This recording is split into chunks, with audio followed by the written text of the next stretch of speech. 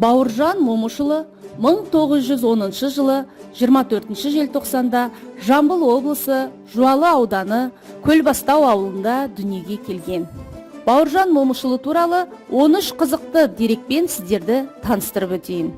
Бала кездегі лақап аты Шаңқ емес болғанын біреу білсе, біреу білмес. Алғашқы еңбек жолын ұстаздықтан бастаған. 1928-1930 жылдары бастауыш мектепте сабақ берген. Бауыржан Момышұлы Москва үшін шайқаста 207 рет ұрысқа кірді. Қан құйлы соғыс уақытында дивизия басқарған екі-ақ қазақ болған. Біріншісі Бауыржан Момышұлы, екіншісі Әбілқайыр Баймолдин. Соғыстан кейін 1950-1955 жылдары полковник шенімен Совет армиясы әскери академиясында сабақ береді.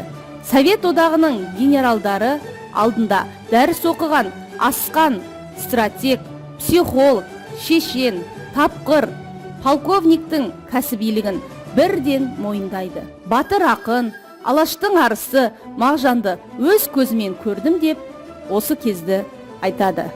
Кейін бірыңғай шығармашылыққа келді. Ол қазақ және орыс тілдерінде бірдей жазып, өз өміріндегі көрген білгендерін шығармаларына арқау етті.